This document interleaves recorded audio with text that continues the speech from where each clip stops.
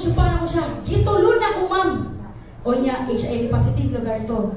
You think mo survive ang HIV dili? Ama ni paingon, sa tiyan. So, you think mo survive ang kagaw dili? Mo to siya for fluids ha? Blood, semen, vaginal fluid, breast milk. Now, 4 requisites of HIV infection para mahimong successful ang infection. First, exit, or muling ESTE principle ha. First, it should exit. Kung akong infected individual, akong gitorjang ako sa kanang dili infected, so mo-exit dapat ang virus gikan sa ako.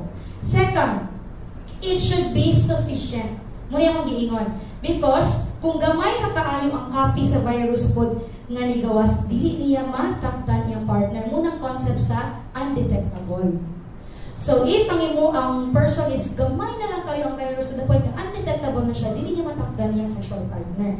So, kinahanglan ang sufficiency or ang kadaghanon sa virus sa atong fluids.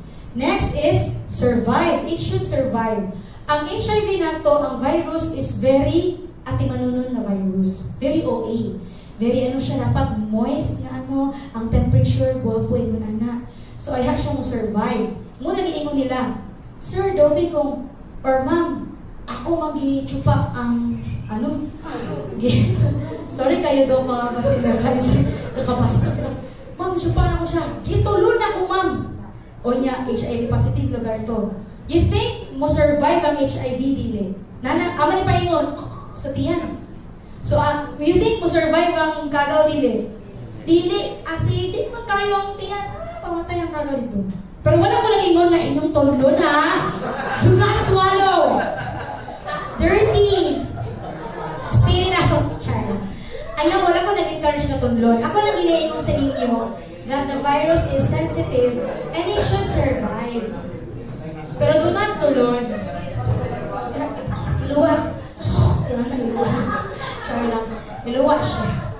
So, muna na siya, kanang more ako ang, kanang tawag ni, isa ka instant dito, manang tanag po din siya kung itsupa lang. So, dito, bak siya dito, class. As hindi ka na yung tiyan dong, hindi na siya mabuyang kagaw din ha. Pero muna, huwag ko na ikon itundon. Ayaw, tundon ba? Kaya bahala po mo kung sa inyo ang gusto.